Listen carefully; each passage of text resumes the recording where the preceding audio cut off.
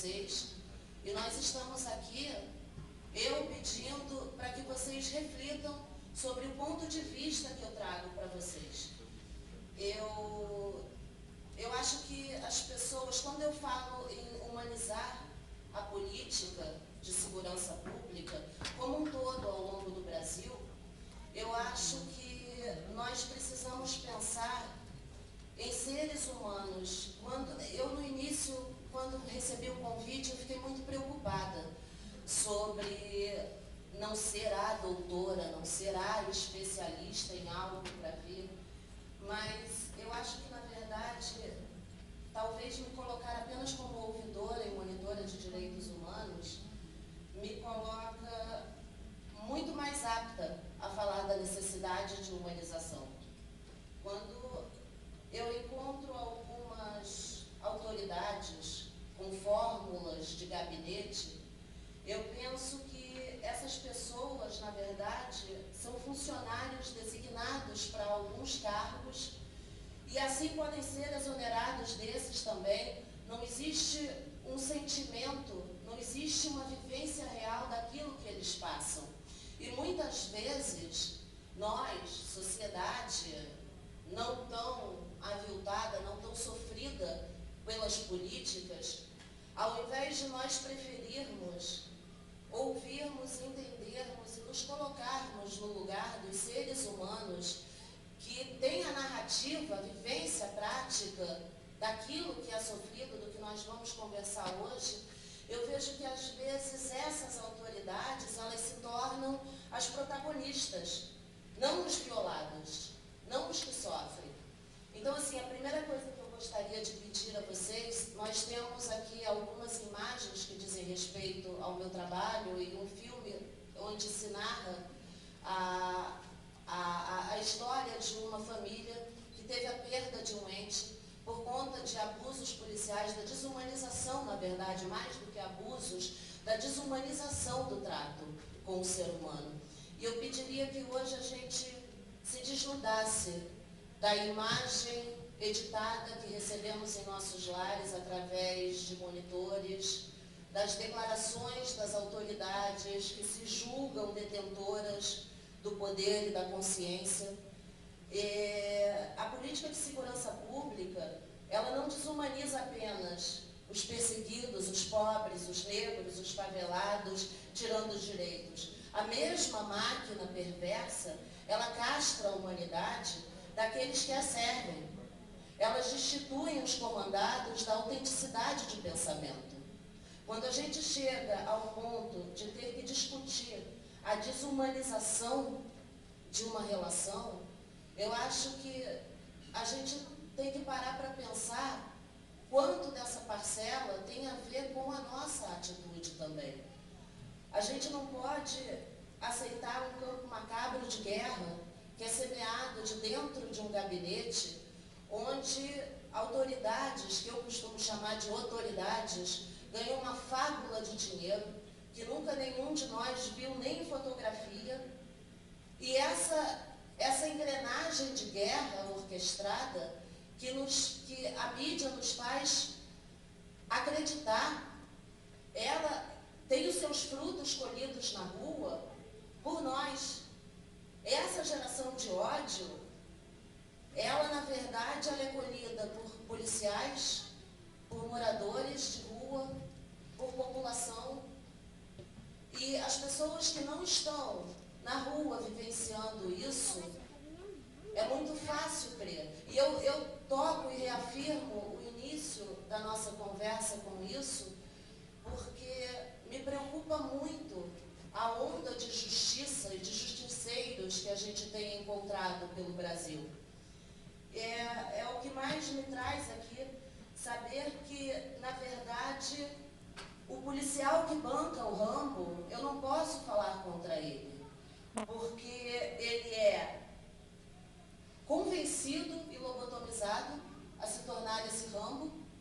E se por um acaso, nessa colheita do ódio orquestrado dentro dos gabinetes, ele recebe uma bala achada, porque uma bala perdida só é perdida até encontrar um de nós, ele vai ser encostado, vai ter o seu contra-cheque reduzido, vai ver seus filhos passarem necessidade, ser esquecido pelo Estado, e aí ele vai se dar conta de que ele é um ser humano como qualquer outro.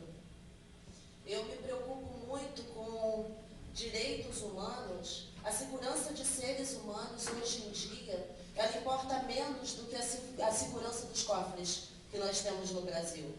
Por conta das manifestações, não apenas a população sofreu com as violações imputadas pelo Estado, com as amputações imputadas pelo Estado, mas também esses policiais. E hoje, o que me preocupa muito e o que me faz tocar nesse assunto foi a intervenção de uma pessoa que estava na plateia hoje, que disse que bandido bom é bandido morto, que ele defende a atuação dos policiais. Eu, de certa forma, eu defendo os policiais quanto seres humanos, porque a humanização, ela não pode descreditar ninguém. Quando a gente fala em humanizar as relações, quando a gente fala em humanizar as políticas de segurança pública, eu acho que não nos cabe sentenciar ninguém quanto vilão. Que não seja o Estado, é claro, porque na verdade é ele que orquestra isso. Direitos humanos são direitos que todo homo sapiens, masculino, feminino, tem o direito, nasceu assim, é assim. Não importa a nacionalidade, não importa a etnia, não importa credo, não importa a origem, não importa nada. Ao Senhor mesmo eu me referia. Estou aqui, dando meu posicionamento complementar à fala do Senhor hoje. A sociedade, a cada dia, encara mais direitos humanos como concessões a serem dadas. E, na verdade, eu acho que direitos humanos, a vida, a dignidade, a liberdade de opinião e expressão, locomoção, direito ao trabalho, educação, moradia, saúde. Como amputar isso de um ser humano? É porque ele não teve uma origem que lhe promovesse, lhe ofertasse algo melhor para ser? Quando não passamos por algo na própria pele, é muito fácil nós sentenciarmos. É muito fácil para alguém determinar que um outro ser é incurável. Mas eu gostaria de saber se alguma dessas pessoas esteve na origem. Eu acredito que cada um de nós seja o produto do que a vida fez. Nós somos o que a vida nos proporcionou. Acima de tudo, somos seres vivos. Nós não somos protozoários. Nós não olhamos para uma samambaia e achamos que ela é igual a nós. Nosso sangue não é feito de rubi. Nós somos bichos. Se nós não somos protozoários, não somos do reino Monera. Não é samambaia, então não somos vegetais. Não somos de rubi, não somos minerais. Só resta sermos animais. É ação e reação. E eu acho que na vida moderna, a gente tem esquecido esse conceito. A gente busca um objetivo, um ideal alcançado de dignidade, do bem a ser alcançado e atingido por cada um de nós, porque senão nós somos expurgados. Não vale a pena. E aí? A gente esquece então quem nós somos? Seres humanos, reativos. Nós somos formados pelo que a vida faz de nós. Quem passa fome, quem nasceu sem uma casa, quem teve que ir para um abrigo quando jovem e aprendeu que era matar ou morrer, tem como dignidade de vida matar para não morrer. E acho que se nós queremos, de fato, corrigir e curar essas pessoas, nós temos que começar na origem. O que fez essa pessoa ser assim? A ponto de nós olharmos para ela como um problema. Eu acho que o problema não está no indivíduo. O problema está na politicagem, e eu chamo de politicagem, isso não pode ser política, na minha opinião não é. É na venda, como eu disse mais cedo, na cleptocracia. É o governo do roubo. O roubo do dinheiro, o roubo da dignidade, o roubo do direito a direitos, o roubo do direito à verdade de cada um de nós. A verdade dessas pessoas que nasceram tendo que matar uma alcateia por dia, não apenas um lobo. Ele é desmerecido, ele é anulado, quando esse indivíduo é visto como um problema para a maioria. Será que a maioria não é um problema para esse indivíduo? Porque talvez se essa maioria se humanizasse, já que o nosso tema é esse, alguém teria levantado o dedo e falado que isso é inconcebível de se aceitar que um ser humano passe. Eu às vezes penso, porque assim, quando a gente fala hoje em dia de direitos humanos, infelizmente, e não digo eu estar com a verdade absoluta, essa é a minha opinião, como eu disse, eu não sou especialista, não vim com diplomas, não vim com documentários, não vim com livros, eu vim com a minha experiência de rua. E a minha experiência de rua, e principalmente a minha experiência de favelas, porque é disso que eu entendo e é disso que nós estamos falando, de pobres, de favelados, de excluídos, de marginalizados. Quando a gente fala de defender a moradia, de defender a saúde, de defender a educação, o transporte, ou o que quer que seja, eu acho que hoje em dia tudo nos leva para a maldita da segurança pública, que de segurança não tem absolutamente nada. A gente vive uma insegurança e uma paranoia pública. Porque, infelizmente, aquilo que deveria ser a educação, vamos defender a melhor qualidade para os nossos livros. Cada um de nós, se nós sairmos à rua, a gente vai ter algum problema com o governo. Ele vai querer nos tirar da rua porque ele não quer mudar a política e a estratégia dele para contemplar o povo e diminuir assim os seus desvios. Se torna a segurança pública quando o povo não tem direito a ocupar as ruas para defender o que é seu, ainda que seja o direito a reclamar daquilo que deveria ser seu. Então eu acho que todos os âmbitos, segmentos e bandeiras que envolvam o conceito de direitos humanos, hoje, infelizmente, vergonhosamente, se tornou uma questão de segurança pública. Como se fosse um fio se enrolando em outro, fazendo da vida de todos nós, de cada um de nós, um verdadeiro nó cego. E quem determina a frouxidão ou o apertão desse nó, infelizmente, são aqueles blindados em gabinetes ar-condicionados, ganhando a tal fábula de dinheiro que está iodando para cada um de nós. Infelizmente. Hoje, 2014, desculpa. Hoje, 2014, menos de 5% da população mundial conhece a Declaração Universal de Direitos Humanos. Ah, conhecer não resolve nada. Talvez. Não posso dizer que eu seja dona da verdade. Mas desconhecer agrava muito, na minha opinião. Não tem sequer o que contestar se você não conhece o princípio daquilo que você teria direito, como igualdade, como dignidade, por exemplo. E num mundo que se vangloria pregar direitos humanos, respeito a esse direito humano, a globalização, eu acho que todos nós deveríamos ter acesso a todo o conhecimento possível, e não aquele apenas editado e favorável àqueles que não desejam ser contestados. Um povo culto e livre não interessa a quem pretenda se eternizar no poder. E eu acho que é isso que nós estamos vendo.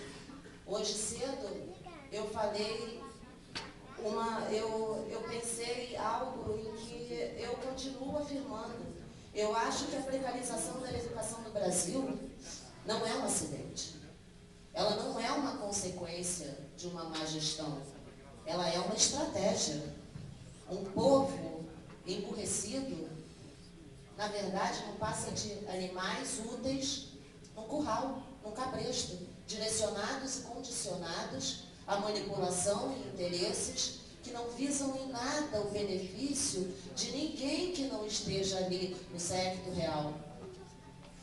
A população em si, eu fico muito triste quando eu vejo a população se voltando contra ela própria. Eu não acredito nas camadas econômicas ou sociais ou culturais. Eu não acredito nessa diferença. Povo é povo. Ser humano é ser humano. Eu acho que, inclusive, nós deveríamos pensar numa estratégia coletiva, social, para que nós forçássemos. E forçássemos mesmo, porque eu acho que da chuva cai água, do céu cai chuva. Sabe, dos governantes nem isso. Porque se deixar, nós morremos de sede, inclusive, dependendo deles. Eu acho que o termo é exatamente esse, é impelir, é forçar a que os colégios ensinassem a Declaração Universal de Direitos Humanos, e mais que isso, eu acho que os passaportes, obrigatoriamente, deveriam ter impressa a Declaração Universal de Direitos Humanos. Porque em muitas pátrias não se tem sequer ciência do termo. Aqui já se ouviu. Embora a gente não tenha muito conhecimento a respeito do que se trata, muitas pessoas acham que direitos humanos é algo no limbo, meio inimaginável, parecido com um sânscrito, um idioma antigo meio morto. Ninguém entende direito o que significa direitos humanos. Mas sim, a gente já ouviu. Desperta a curiosidade, pelo menos. Há pessoas nesse mundo que não têm sequer noção de que isso existe. Por isso, apenas menos de 5% saberem da existência do direito à vida. Vida. E partindo de vida, no Brasil, nós não temos pena de morte. Eu acho muito complicado que alguém que me diga que é defensor de direitos, é honesto, não porque eu defendo a ordem, eu sou uma pessoa honesta, eu sou melhor que aquele bandido. Mas o que faz aquela pessoa apontada a ser um bandido? É a violação das leis? Tá, então vamos pensar o seguinte, o Brasil não tem pena de morte. Se você defende a pena de morte, você, na minha opinião, se torna tão criminoso quanto aquele que você está apontando. Você violou a lei. Se você quer a lei da pena de morte, faça a sua articulação. Consiga de forma legal. E eu, sinceramente, olha, digo, eu espero que não consigam. E tudo que eu puder fazer para que não seja alcançado esse objetivo, eu farei enquanto eu tiver vida. Mas é um direito. Eu acho que aí é que está o problema das pessoas que se acham detentoras da verdade, é excluírem a minoria. Quando a gente vem debater o posicionamento da máquina estatal, a gente parte sempre do começo de que ela atende a uma parte da população e a outra tanta ali desassistida, preterida, esquecida ou simplesmente vencida, ela não precisa ser atendida. Derrotados acatam a derrota, aceitam a vitória do oponente. Mas e aí? A gente reproduz, então? A gente se torna igual àquilo que a gente aponta e ojeriza? Isso faz de alguém melhor que o traficante? Melhor que o bandido? Você que teve uma estrutura, você que teve uma vida digna, apta a formar um cidadão de bem, você defender exatamente a mesma atitude de alguém que aprendeu e se forjou nessa realidade para se manter vivo? Ou o que a gente sugeriria? Que essas pessoas se suicidassem porque a sociedade fica melhor e então, já que eu não posso matar alguém, eu sugiro que ele dê uma matadinha nele mesmo, porque aí também eu fico bem na fita e ele morre, a sociedade fica melhor. Isso é válido quanto ideia para alguém? Sinceramente, eu acho muito complicado acreditar na evolução do ser humano. Enquanto nós estivermos debatendo esse condicionamento social. Quando a gente fala em vida, eu acho que primeiro de tudo a gente gente tem que pensar que espécie de ser vivo nós somos. Sabe, algumas pessoas, como eu disse, me passam a sensação de que sofreram uma mutação. Elas perderam a capacidade de se reconhecerem enquanto de uma espécie. Elas não se reconhecem naquele semelhante que causa vergonha, constrangimento ou problema, como se ela também não o fosse para alguém, dependendo da perspectiva de quem a observa. Não dá para pensar em humanização se nós não nos colocarmos como seres humanos. E falando sobre legislação e regras sociais, eu acho que elas deveriam atender a ser humano, necessidades, falhas, não a esse modelo que eu citei de objetivo e perfeição alcançada. Eu concordo, disciplinar a vida comunitária, códigos sociais, tá? Mas o que a gente está vivendo hoje, queridos, não é um Estado disciplinar. O que a gente está vivendo hoje é um Estado controlador. O foco não é aprimorar ou ensinar alguma coisa a alguém. O foco é gerir, é comandar, é controlar. E isso vai contra todas as células de um ser vivo. Não dá. A vida precisa de liberdade para evoluir no habitat que se encontra. E é esse habitat que a forma. Almejado também, modelo almejado, mas almejado por quem? Modelado por quem? Todas as vezes que a gente aceita essa verdade, porque afeta o outro e não as nossas vidas diretamente, a gente está permitindo que o Estado dê um passo mais no nosso limite, que usurpe uma parte a mais da nossa vida. E enquanto estiver atingindo o outro, está fazendo um bem? Tá. Mas e no dia que nos atingir? E ela estiver mais forte, porque nós demos esse espaço para que ela fortalecesse. Será que a gente vai pensar da mesma forma? Será que vale a pena correr o risco de fortalecer algo que na verdade não visa o bem de nenhum de nós? Nós somos benéficos ou não ao plano de alguém que beneficia a si próprio. Eu acho que quando a gente fala de humanização e a gente pensa em modelo ideal, a gente está falando quase que de algo bíblico, feito à imagem e semelhança. São deuses, é isso. Então agora, daqui a pouco, eles vão ter que ser tratados como tal, e para eu ser atendida quanto ouvidora e monitora dos direitos humanos, eu não vou mais entregar um ofício, eu vou ter que baixar uma oferenda, porque é um Deus, é isso, e eu tenho que ser a imagem e semelhança daquele para não ser perseguida.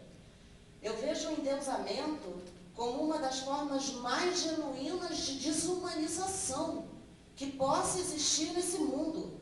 Porque alguém enaltecido como onipresente, onipotente e onisciente, ele se destitui da humanidade falha com a qual ela nasceu. Isso também é desumanizar. Desumanizar não é só castrar o direito daquele que não tem voz, daquele invisível, que mora sabe-se Deus onde.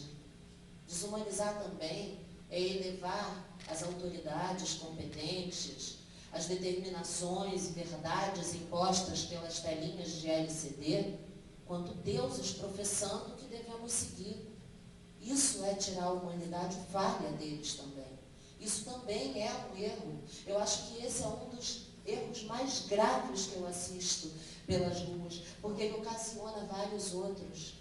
Inúmeros outros equívocos, inúmeras outras facetas da desumanização partem do endeusamento de alguns, que a gente tem como verdades absolutas. A gente não chega perto da pessoa, mas alguém disse que ela é perigosa, então vai que, né, eu não vou chegar perto, porque fulano disse, ele está com a verdade. E se ele não estiver? E se ele estiver sendo tendencioso, parcial? E aí? Você vai cair no engodo. E você vai fazer de Deus. Numa democracia, não que a gente tem no Brasil, que para mim, ultimamente tem passado cada vez mais distante desse termo real, do real sentido disso. Numa democracia, a polícia dá aos cidadãos a garantia da segurança. A gente tem o cumprimento da lei, ou seja, ele protege nossos direitos e nossas liberdades. Um funcionário público, ele é obrigado a se ater a tudo o que a lei determine, e ele só pode fazer isso. Um civil, ele pode fazer tudo o que a lei não proíba. E essa é uma grande diferença, que alguns têm uma dificuldade quase que genética de entender isso. É biológico, eu não sei qual é o problema, é kármico, eu não sei onde entra a história, mas parece que é inerente e imutável nele, essa realidade. E isso é muito triste. O que nós temos hoje, quanto polícia, é a força reserva do Exército. Não é uma política, não é uma polícia de segurança. É uma tropa que sai para o confronto para atacar o próprio povo. A nossa Constituição determina que todos nós, não faz nenhuma distinção, todos nós somos iguais perante a lei. Todos nós, somos inocentes até que se prove o contrário. Mas a prática não segue a leitura. O princípio que comanda a sociedade, cada dia mais, é todo cidadão é um potencial ofensor. Hoje em dia, a gente vê as leis mudando como nós podemos mudar de roupa. O legislativo opera em favor e conivência às vontades pessoais do executivo. Pode ser bom? Até que não nos atinjam, novamente eu pergunto. Durante a Revolução Francesa, a noção de política de segurança, ela foi inserida na sociedade, ligando a definição de segurança com a definição de polícia, irremediavelmente. Desde então, polícia e segurança se definem uma outra. E não tem um conceito isolado. Fica parecendo que é a mesma coisa, mas não é. A justiça, assim como a política, teoricamente, é claro, elas têm definições muito claras, regras estabelecidas, não cumpridas, certo, verdade, mas elas estão estabelecidas ainda para que possamos contestá-las. E aí a gente chega na parte da polícia, e o que se alega? Que é impossível definir claramente o que é o papel da polícia, de onde parte e até onde chega. E por quê? Tudo que eles precisam alegar para nós são questões securitárias. É sigiloso. Nós não temos o direito a saber o que pode ou o que não pode. Eles não têm a obrigação de cumprir o estabelecido. Porque se o estabelecido for pouco, amplia-se. O que tem? Né? Pode. Nós, cidadãos, não podemos. Mas a polícia, claro, chega junto, dá mais um espacinho aí, afinal de contas, aquele ali para dar uma matada, facilita. E é isso que a gente vê na prática. Infelizmente, a gente tem o civil sendo perseguido pela polícia que deveria protegê-lo. Será que isso faz o cidadão melhor? Partindo do princípio que nós, quanto animais, somos ação e reação como toda a natureza? Será que é essa a postura do Estado que faz um cidadão melhor? Será que é isso que contribui para a paz da vida de cada um de nós?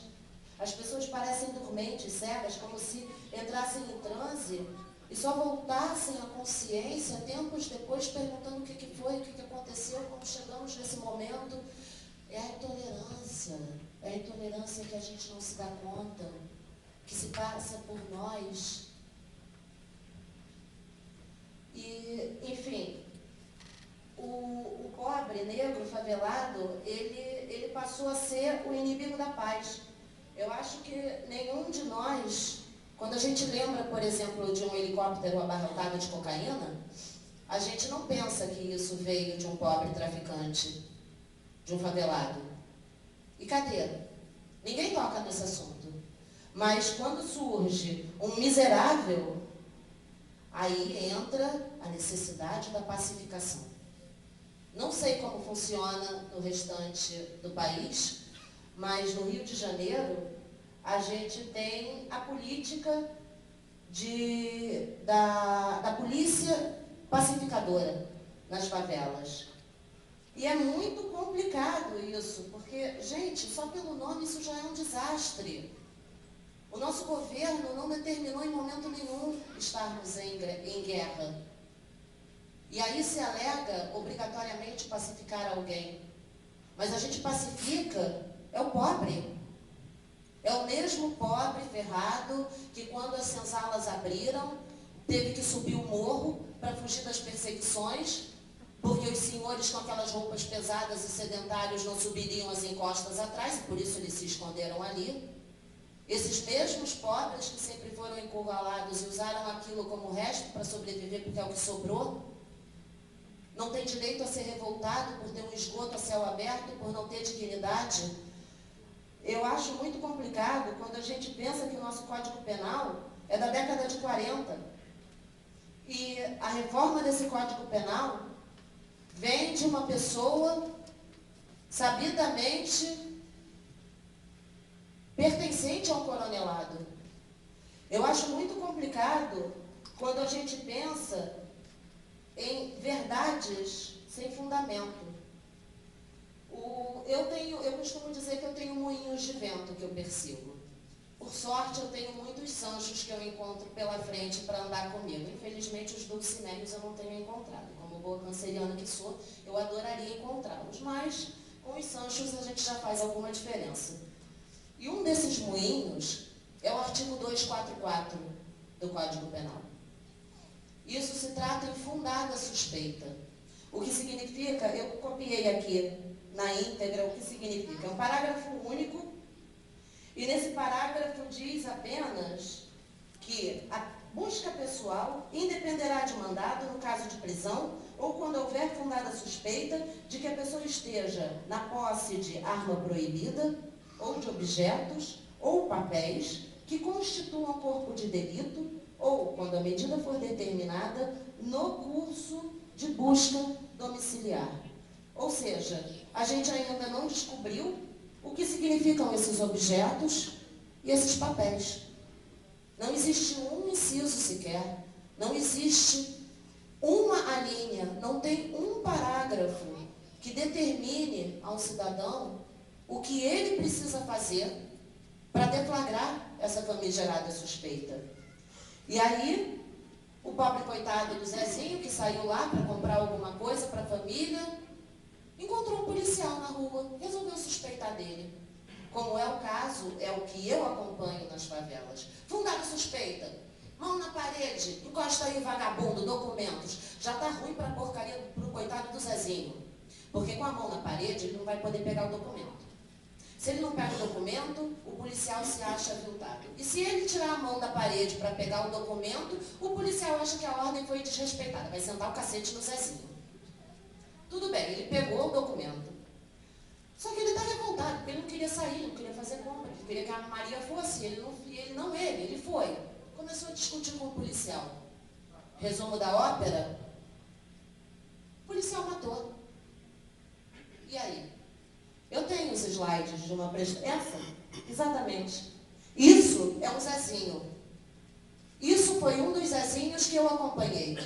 Ele estava indo comprar um pão para a família. Ele simplesmente se recusou a ser chamado de vagabundo e contestou o policial por estar sujo com o cimento da obra. Ele saiu do trabalho, ele chegou em casa, esqueceu de levar pão e leite e a mulher mandou que ele fosse à padaria. Ele foi com a filha de 7 anos fazer a compra. O policial abordou. E esse é o 244, fundada suspeita. O que acontece com isso é que na delegacia, pela presunção de veracidade que o policial possui, que não é fé pública, é um entendimento jurídico, o delegado vai acatar a denúncia contra o pobre coitado do Zé Defunto, porque agora é um Zé Defunto. E ele vai registrar a ocorrência. O infeliz era um perigoso traficante. Ele reagiu. Ele morreu. E aí? Ele não morreu dessa forma. Mas a verdade vendida é essa. Crime previsto no artigo 292. Se houver, ainda que por parte de terceiros, resistência à prisão em flagrante ou a determinada por autoridade competente, o policial poderá usar dos meios necessários para defender-se ou para vencer a resistência e que tudo seja lavrado auto subscrito, também por duas testemunhas. Maneiro. Ou seja, ele pode matar. Esse policial, por paranoia, esse policial, por paranoia, por vício, não sei, ele vai interpretar o artigo 284 e 329, que é aquele que regulamenta, aquele que estabelece o emprego da força policial, como sendo necessário matar o Zezinho. E aí? Vai sair na televisão que o Zezinho é traficante? Pois é, só que essa não é a verdade. A ida à padaria o transformou, matou. E aí? Eles vão deixar assim para serem culpados? Não. Eles vão alegar prestação de socorro para alterar a cena do crime. É isso que eles fazem. E aí, se por um acaso a família tiver a sorte de provar que houve a adulteração da cena do crime, vem aquele bendito artigo 23. O artigo 23 diz que ele pode, por necessidade, legítima defesa, estrito cumprimento do dever legal e exercício regular da profissão, matar o civil. Ele pode. Ele não é um assassino. Porque ele matou um pai de família comprando leite. Mas ele não é um assassino. E aí, o que a gente faz? Depois de 3 anos, se isso não chegar ao TJ e virar processo, se ficar nesse ping-pong, delegacia MP, MP delegacia, acabou. Morreu. Traficante. Cadê a indenização? O Estado vai pagar? Não vai pagar. Eu não acredito que alguém conceba isso como verdade. Quando eu falei no início, gente, não podemos nos ater a fórmulas de divindades colocadas no Olimpo por nós, porque não são. Não são. É mentira. Na verdade, isso é a desumanização. É nós entendermos como real algo que não passou pelos nossos olhos, que foi filtrado pela verdade de alguém. Entre 1980 e 2010, 1.098.675 brasileiros foram assassinados pela força policial. Isso é muita coisa. Isso é mais do que qualquer um de nós deveria aceitar. A subjetividade desse 244, ele escorre delegacia dentro. Ele destrói a vida das pessoas numa favela. Isso não pode ser aceito quanto verdade. Não se pode aceitar culpados pré-estabelecidos, porque são pré-estabelecidos.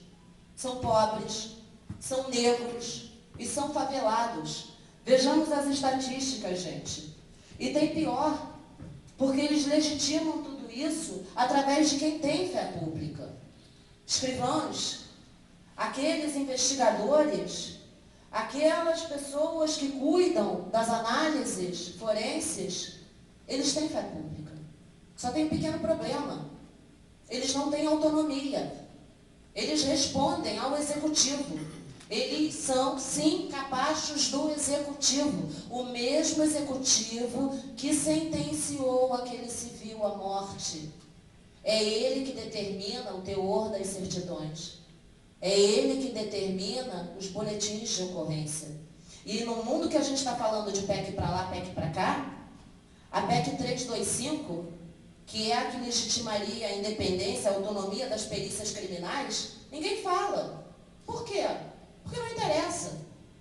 E o contexto, para terminar, porque já me colocaram 3 placas aqui, eu já estou ficando sem graça, é que o resumo da história do Zezinho é: que o policial que se tornou o juiz, que sentenciou o Zezinho à morte, ele foi o algoz que promoveu o cumprimento dessa sentença. Ele foi o socorrista que o tirou da cena do crime, e é crime, e não vai deixar de ser na mesma. Esse socorrista, ele chegou à delegacia e se tornou testemunha. Porque ele vai ameaçar todos os outros que tenham assistido. E ele vai se tornar a única testemunha.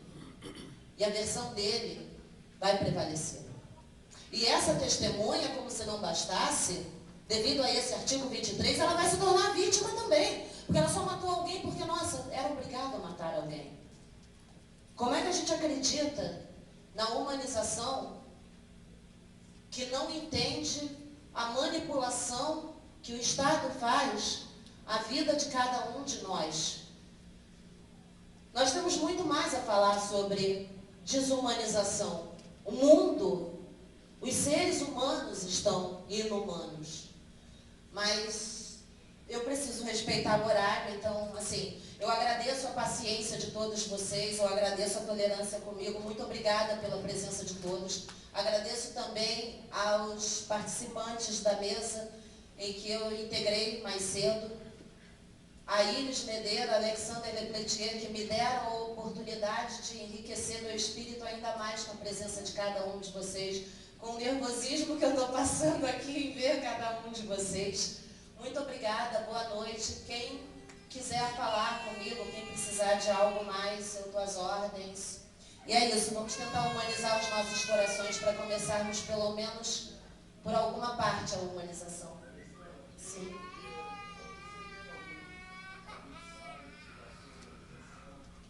Ele está em construção, o site da Redid ainda está em construção. Eu tenho um e-mail, que é o meu sobrenome, Grimberg, G de gafanhoto, R, Y, N de noite, B de boneca, E, R, G de gafanhoto, M, Grimberg, M. É polonês, gente, você sabe, estraga toda a simplicidade de um nome, desculpem.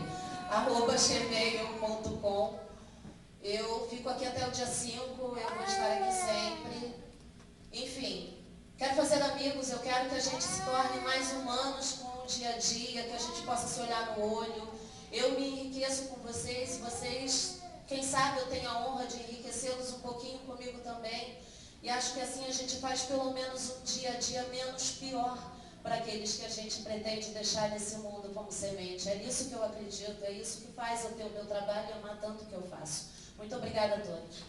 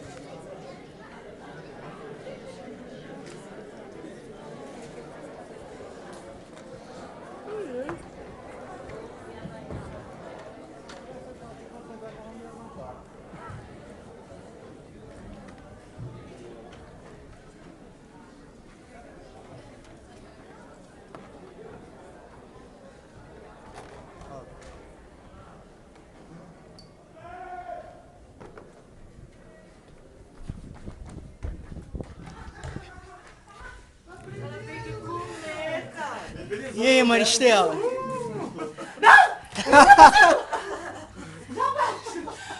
E aí?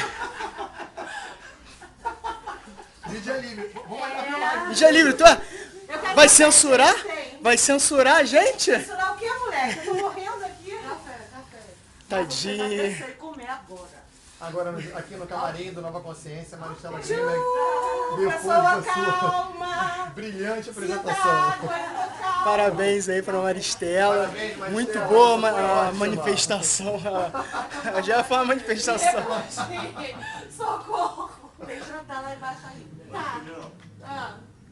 esconde a mão pra parecer calma. É isso mesmo, gente. 3 lives aqui pra você, Foi Maristela. foi a primeira vez?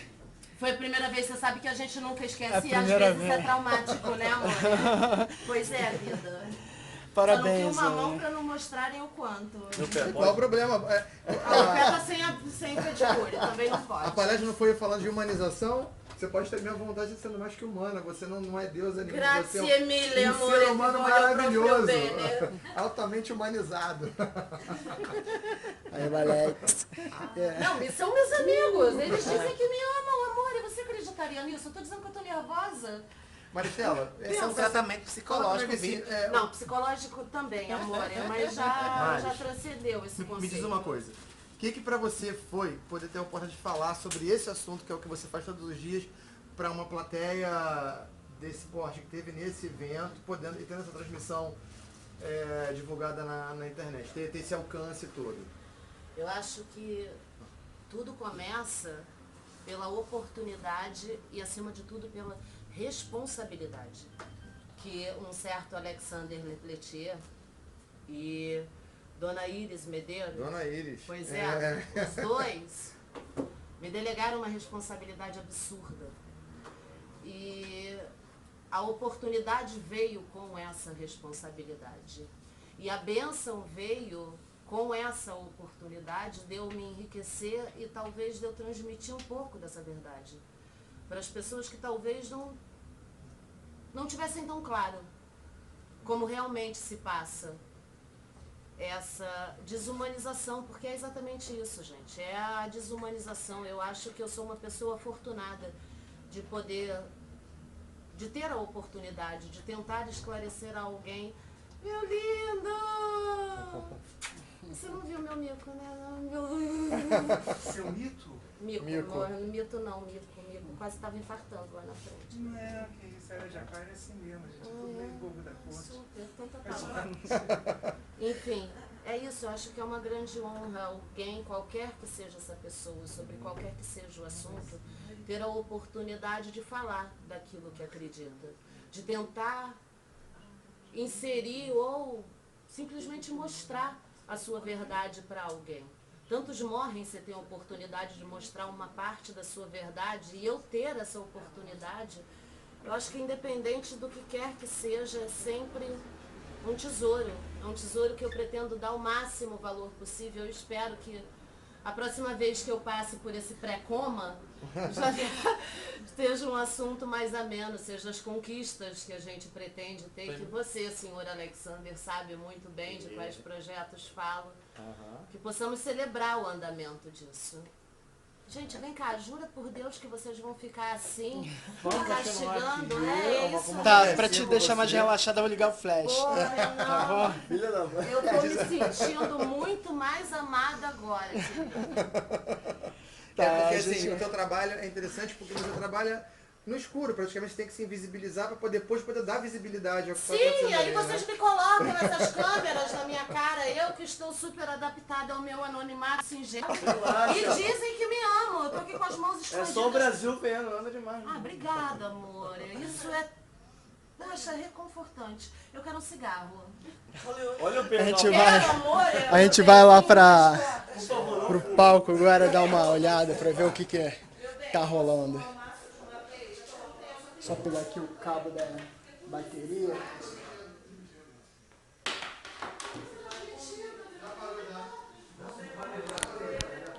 E aqui é o camarim, viu, galera? Aqui é o camarim. Deixa eu só desplugar aqui a bateria.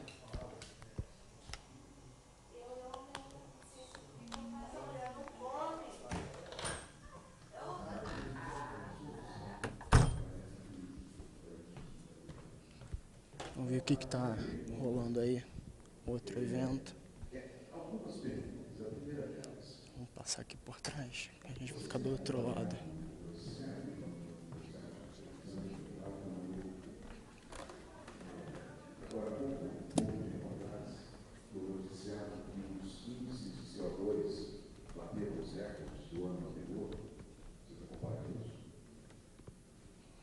Que no ano anterior o índice tinha batido, o recorde tinha sido batido no ano anterior, outro ano. E vocês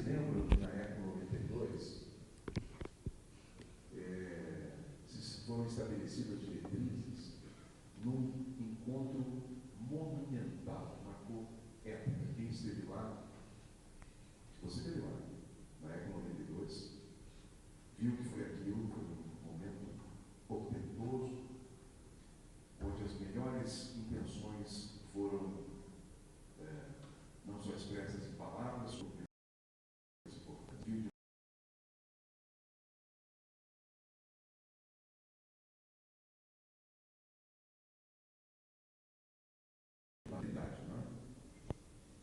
originalmente, o termo não era esse. Alguns pensadores estavam pensando em economia ecológica. Porém, economia ecológica trazia alguns problemas, especialmente para as pessoas que pensavam a economia da maneira usual. Porque a economia, como vista da maneira usual, ela tem uma profunda dicotomia em relação à ecologia. E a ecologia, de fato, era vista como um impedimento do progresso ecológico. Então, falar de economia ecológica dava um certo risco para o conceito de economia. Achou-se uma solução. Dizem que nos bastidores isso foi obra do Henry Kissinger. A solução foi sustentabilidade. Desenvolvimento sustentável europeu. Né? Ou seja, uma economia que continua focada no desenvolvimento, mas que tem uma adjetivação aí. Tem que ser sustentável. Para ser sustentável, o que ela tem que ser? Ela tem que integrar justiça social ao desenvolvimento econômico. Ela tem que ter eficiência econômica, mas ela tem que ter proteção ao meio ambiente. Vamos voltar ao que está acontecendo hoje. As intenções da Expo 92 têm se cumprido em alguma medida, porém, tão abaixo da real necessidade que isso chega a ser suspeito. Então, como vocês se sentem sabendo da quantidade de campos de futebol, os milhares de campos de futebol que todo ano são queimados na Amazônia? Eles têm caído e a mídia noticia, isso é muito bom, tem caído, mas a proporção é enorme. Existem indicações de que o número de espécies sendo extintas chega a mais de 80 por dia. Como é que vocês se sentem com isso?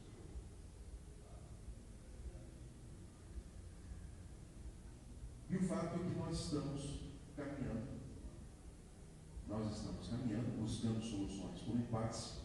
Mas, como disse a pessoa que me precedeu aqui antes, do Hare Krishna, não sei se ele está na sala, num passo que já nós estamos dentro da lista dos seres de extinção. Né? Ou seja, nós vemos as mudanças climáticas obviamente ocorrerem. Né? Eu peguei 47 graus em Porto Alegre agora mês passado. Na Serra Gaúcha, peguei 28 graus, o que os latinos nunca tinham visto acontecer. E tudo isso estava previsto nos relatórios do Instituto Internacional de Pesquisas Climáticas, não? O IPCC, o Instituto Intergovernamental de Ciências do Clima. Bom, tudo isso estava previsto. O que justifica, na sua opinião, que a busca de uma sociedade sustentável se dê num ritmo tão abaixo da necessidade a ponto de colocar em risco as nossas vidas, especialmente os nossos filhos? Inclusive, eu quero dizer para vocês, essa reflexão que eu estou trazendo para vocês aqui, ela começou num dia, em 2007, quando parte dessa reflexão quando eu levava minha filha para a escola, ela então com 9 anos, e tinha acabado de sair o relatório do IPCC, e na época isso estava na mídia, né? E tremendamente presente na mídia, que era a ideia de que as consequências seriam muito graves, o aquecimento do clima, o desequilíbrio do clima estava sendo quase totalmente comprovado como tendo causas antrópicas, nós fazemos isso, e minha filha, meio de supetão atrás do carro, estava levando ela para a escola, ela me perguntou: pai, eu vou chegar a ser adulta? Falando com outras pessoas, eu descobri que muitas outras crianças sentiram a angústia quando esse assunto estava presente. No fundo, eu acredito que é uma angústia que cada um aqui sente.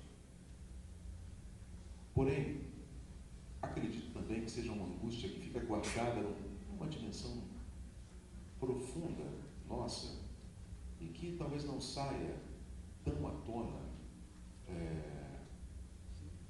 na medida em que nós temos tantos afazeres para cuidar. Porém, o fato de ser assim, se eu estiver certo, primeiro, de que todos nós sentimos a mesma coisa. Há uma angústia inevitável em relação ao caminho para onde nós estamos indo. Segundo lugar, temos inclusive poucas pessoas, em geral, com quem compartilhar clara e francamente os nossos sentimentos e as nossas angústias. Terceiro lugar, vemos as ações públicas, as ações sociais fundamentais, inoperantes ou inconscientes em relação a isso, o que nos gera impotência. E essa mistura de angústia, de impotência, de se guardar em alguma gaveta secreta.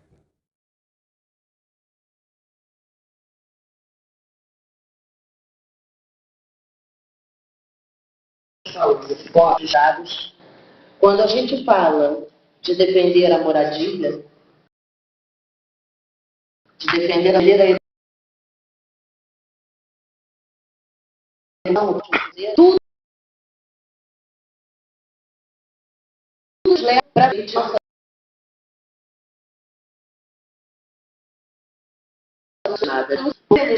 aquilo que deveria ser a educação, vamos defender a melhor qualidade para os nossos livros.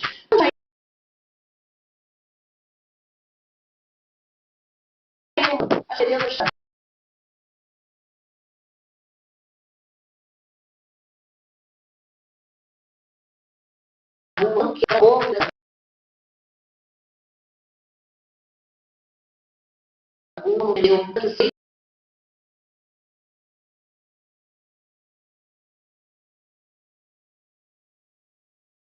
repercussão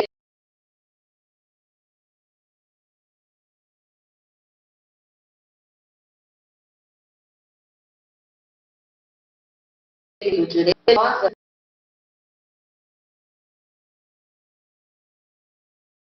em todos nós, de cada um de nós, um verdadeiro nó cego. E quem determina a frouxidão ou o apertão desse nó, infelizmente, é a população.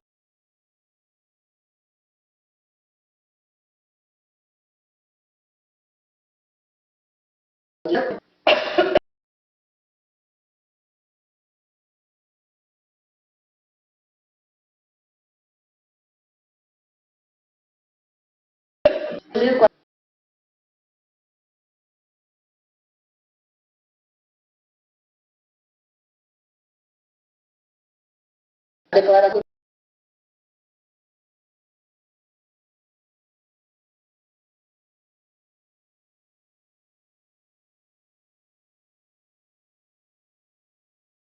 se acham detentoras da verdade, é excluírem a minoria.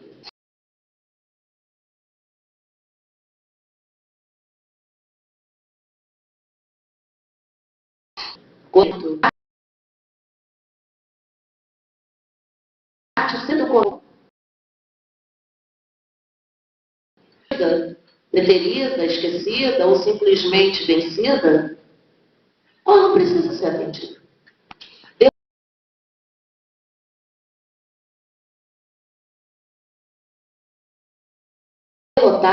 A gente reproduz e o bandido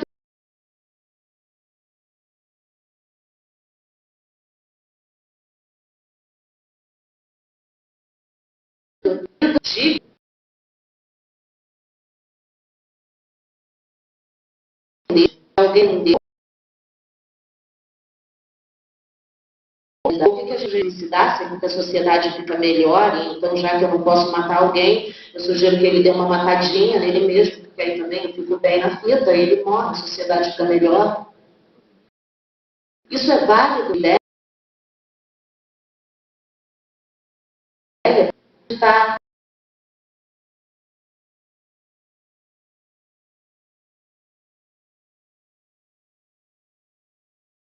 nós estamos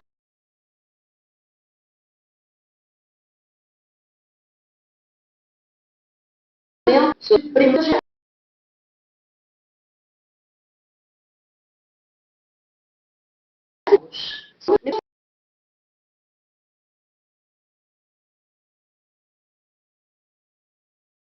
privacidade conhece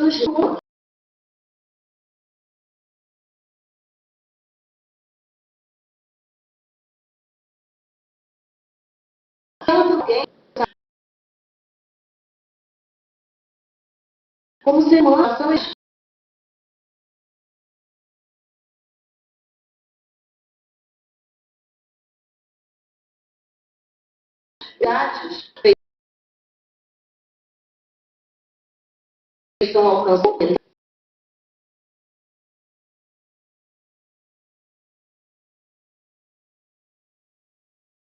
Pode não do outro,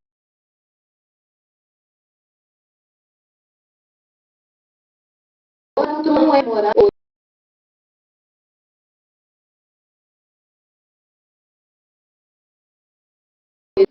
É como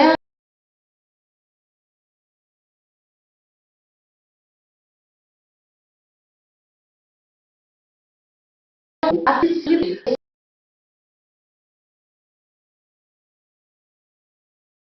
Também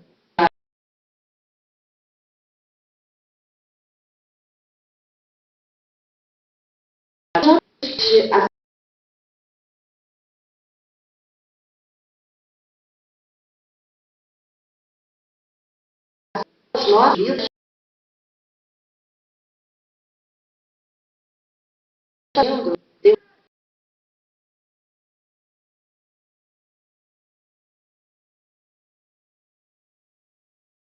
não há nossa boa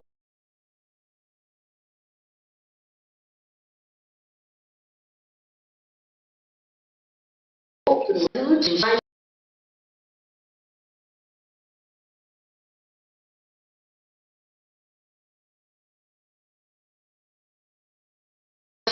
para valer verdade nenhuma.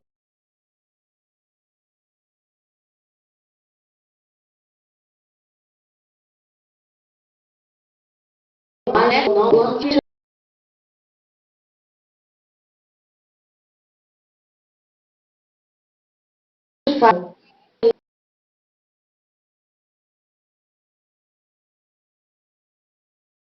falando que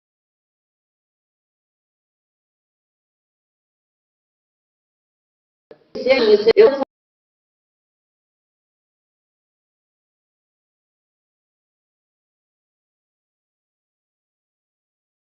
não posso entender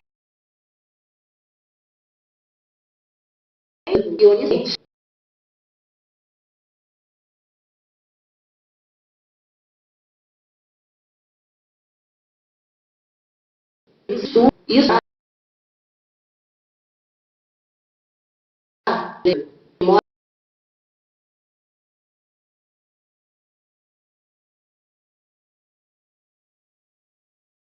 as autoridades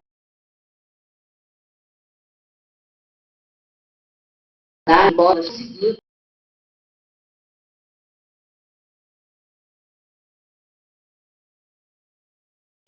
tem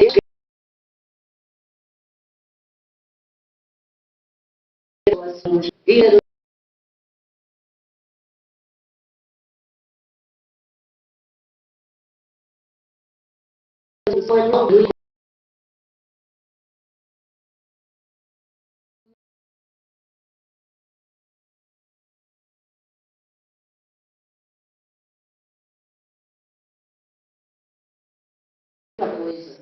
Isso é mais do que qualquer um de nós deveria aceitar. A sociedade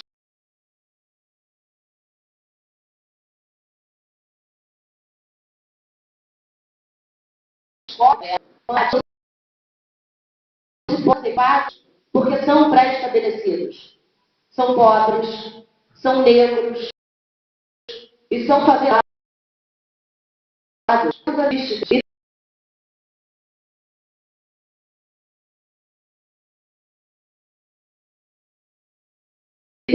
Eles já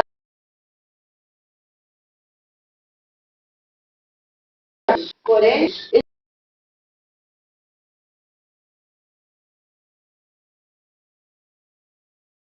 eles são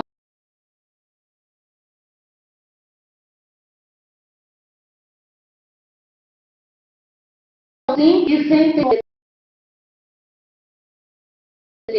os boletins de ocorrência. E no mundo que a gente está falando de PEC para lá, PEC para cá, a PEC 325